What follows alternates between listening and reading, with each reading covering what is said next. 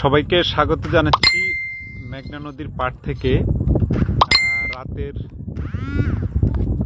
রাতের মেঘনা নদীর দৃশ্য খুবই চমৎকার। এই মুহূর্তে আমরা রয়েছি লক্ষ্মীপুরের মাতব্বরহাট বেড়িবাঁধ সংলগ্ন এলাকা থেকে।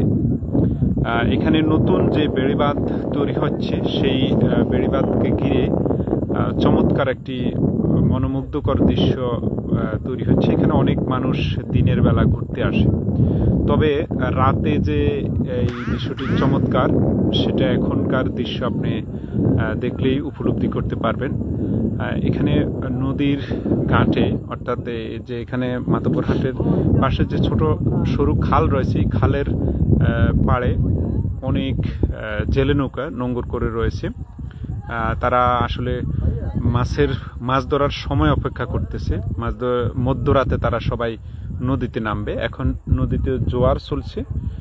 এই মুহূর্তে তারা সবাই ঘাটে নোঙর করে রয়েছে। কেউ তাদের দৈনন্দিন যে সকল খাদ্য সামগ্রী রয়েছে সেগুলো ক্রয় করছে, জ্বালানি ক্রয় করছে, কেউ বিশ্রাম করছে, ঘুমাচ্ছে।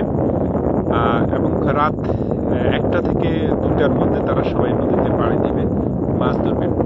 এখানকার এখন কিছুক্ষণ পূর্বে রাত 8টার দিকে চাঁদ উঠেছে আকাশে। এখন দৃশ্যটা আসলে মনোমুগ্ধকর। আর পাশেই বেড়িবাঁধ রয়েছে। এই বেড়িবাঁধের উপরে যে সকল ব্লক রয়েছে, পাথরের তৈরি যে ব্লক রয়েছে, এই ব্লকের উপরে রাতের বেলায় অনেক মানুষ কিন্তু বসে আছে। আসলে মেঘনার যে নির্মল বাতাস, সবসময় যে মেঘনা বিক্ষুব্ধ থাকে তা নয়, কিন্তু মেঘনা মাঝে মাঝে খুবই নির্মল থাকে। একেবারে সতেজ পরিবেশ, এখন এই মুহূর্তে সতেজ পরিবেশে রয়েছে মেঘনা পাড়ে। তো এবারের কোরবান ঈদে দীর্ঘ ছুটি রয়েছে। এই ছুটিতে বিভিন্ন মানুষ এখনও অনেকে ছুটি উপভোগ করছে। আর সেটা লক্ষ্মীপুর জেলা যেহেতু কোনো বিনোদনের বড় জায়গা নেই, সেটা অনেকে এই বিনোদনটি করছে আসলে নদী পাড়ে এসে।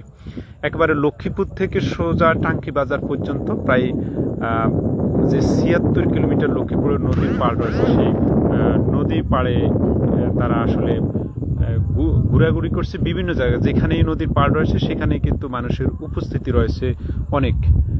আসলে এই দৃশ্যটি যে মনোমুগ্ধকর সেটা আপনাদের সাথে আমরা শেয়ার করলাম।